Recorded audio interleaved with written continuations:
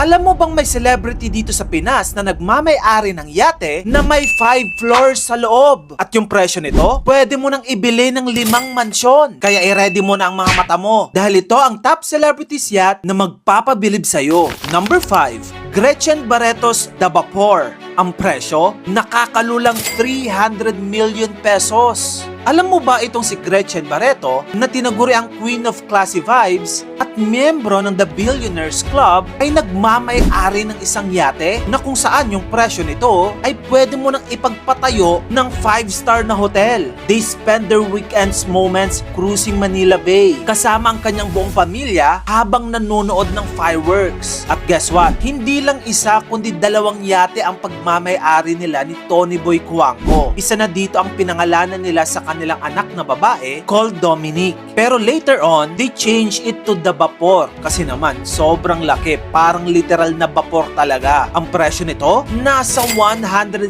million pesos kada isa. In total, tumataginting na 300 million pesos. Grabe, no? Number 4, Chito Miranda with his 72-foot 3-man yacht worth 10 million pesos. Itong si Chito Miranda, medyo tahimik na siya ngayon. Pero alam mo ba, sandamakmak ang kanyang mga negosyo at investment. Silang dalawa ng kanyang asawa na si Neri Miranda. Dahil dyan, bumili sila ng bagong yate. Baka di mo pa nababalitaan pero birthday gift pa yan noong 47th birthday niya noong 2022. Na-shock pa nga si Chito nang masurprise siya sa Pico de Oro sa Batangas na kung saan nakadaong ang yate na naghihintay para sa kanya. Pinangalanan nila ang kanilang yate na The Margarita. Perfect na pang-aura at pang-fishing trip kasama ang buong pamilya at barkada. Sa loob, full amenities pa ito. Meron itong bedroom, meron itong mini sala, pati banyo ang bongga din.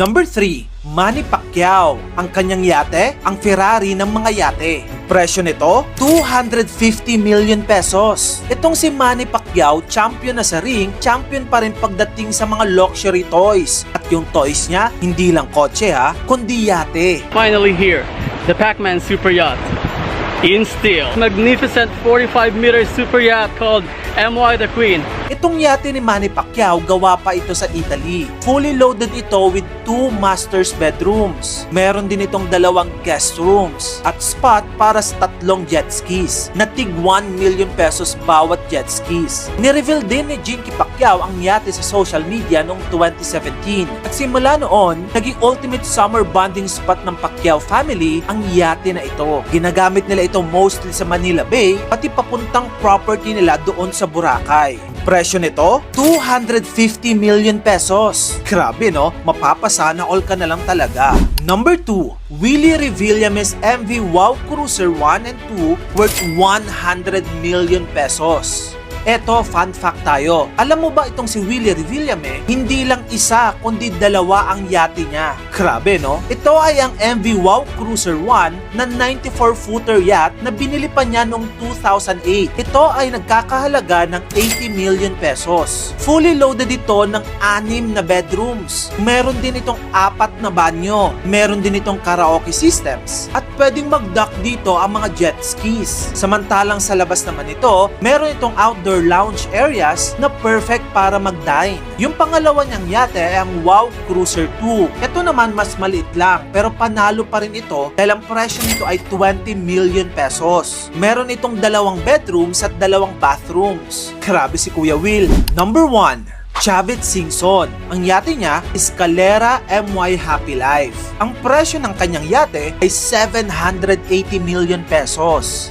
Pagdating sa yate ng mga kilalang personality dito sa Pilipinas, walang tatalo kay Chavit Singson. Kasi naman yung yate niya ang isa sa pinakamahal na yate dito sa ating bansa. Hindi lang isa yung yate niya, kundi 2. Yung una niyang yate ay pinangalanan niyang The Escalera. Ito ay nagkakahalaga ng 180 million pesos. Pero wait, may mas matindi pa. Yung pangalawang yate niya naman ay pinangalanan niyang ang MY Happy Life. Magkano ito? Ito ay nasa tumataginting na, hingang malalim, 600 million pesos. Grabe no, pwede ka na magpatayo dito ng 5 mansyon. Yung mga yate ni Chavit, matatagpuan ito sa Manila Yacht Club at ginamit pa ito noon para sa Miss Universe 2016. Yung isa niyang malaking yate, meron itong 5 floors. Imagine 5 floors. Meron din itong 16 bedrooms at 6 na jacuzzis. Kaya naman kayang-kaya niyang i-cater ang napakaraming kandidata ng Miss Universe noon. Pero maliban kay sa Miss Universe, sino pa kaya ang dinadala dito ni Manong Chavit? Grabe no, ibang level ang mga yate ng mga celebrities na ito. Ikaw, kung meron kang bilyon sa bangko mo, bibili ka rin ba ng yate? Kung yes, anong klaseng yate ito? Tara, pag-usapan natin sa comment section. Yun lang, maraming salamat sa panonood.